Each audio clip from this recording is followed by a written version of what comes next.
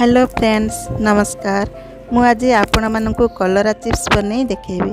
आपण समस्ते जानिछंती कलरा देह पई डायबिटीज पेशेंट मानक पई बहुत भलो।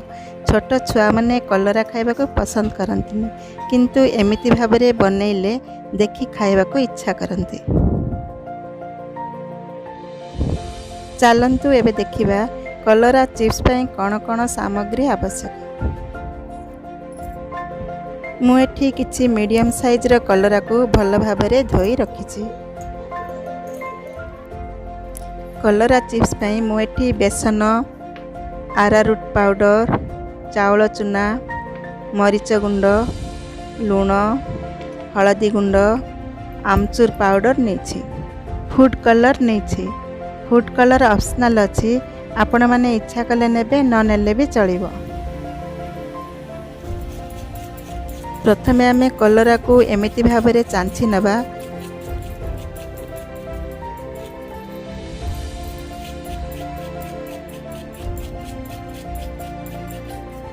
सबु कलरा गुडी को एमिति चांछि नेबे। एबे चांछि थिबा कलरा को एमिति काटंतु। देखंतु केमिति क्रश करी काटि नेछि।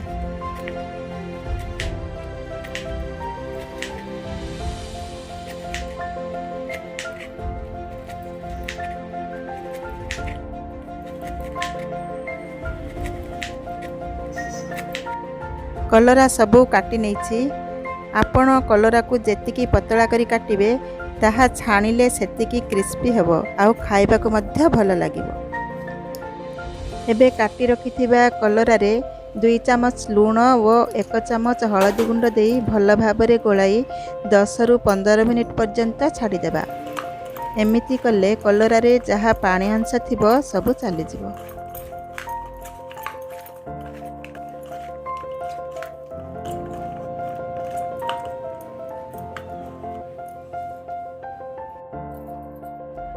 एबे आमे अन्य एक पात्र रे बैटर प्रस्तुत करिनेबा।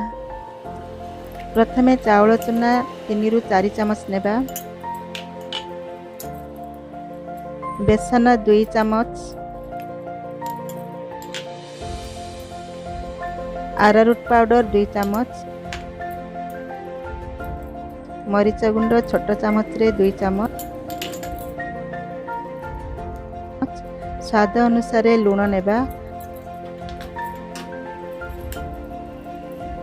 आमचूर पाउडर छोट 2 चामच, गोटे पिंच फूड कलर एटा ऑप्शनल अछि, चाहिले नेबे न चाहिले भी न नै पारंती। एबे ए सब को भल भाबरे मिक्स कर देबा। एथिरे अल्प अल्प पानी देई आमे बैटर प्रस्तुत करिबा।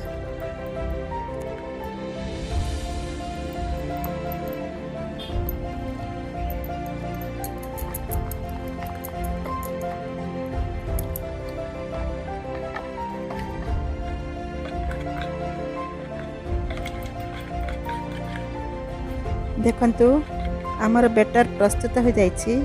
वर्तमान गैस ऑन करी पैन बसई छाणिबा पई तेल नेबा।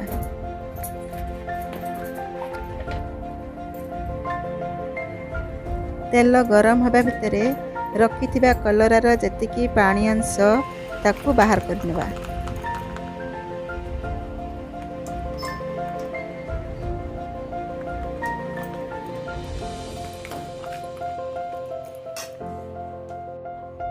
तेल गरम हो गलानी।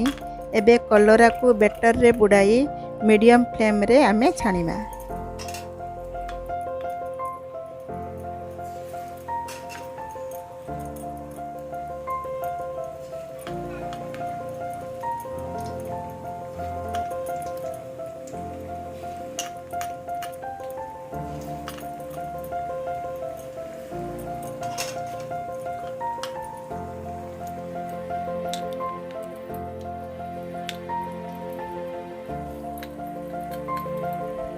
जे पर्यंत ए बबल्स न जाइछि से पर्यंत आमे कलरा को छाणीबा।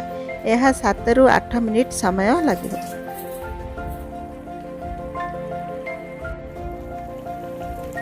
कलरा को आमे ओलटाई नेबा, नहले ଲାଗି ଯାଇପାରେ।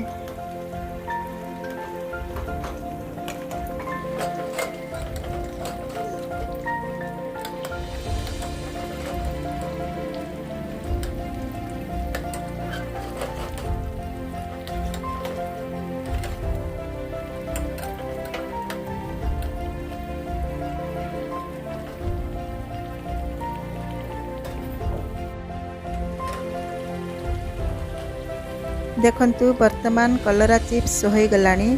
एबे आमे एहाकू छाणी नेबा।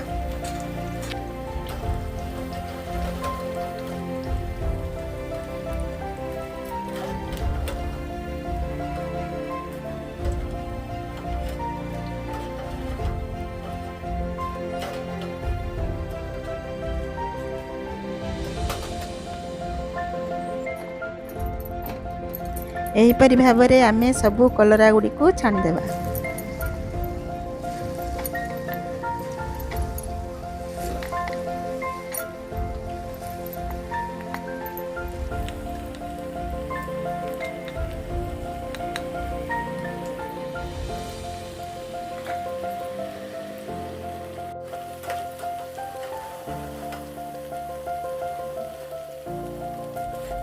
सबु कलरा मु छाणी नहीं अन्य एक पात्र को काढ़ी नेउछि।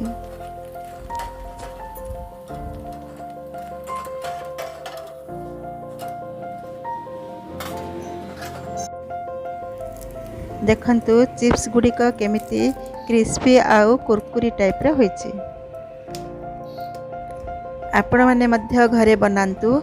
आउ जदि मो वीडियो आपण मानंकु भलो लागिला मो चैनल को लाइक शेयर सब्सक्राइब करंतु। धन्यवाद।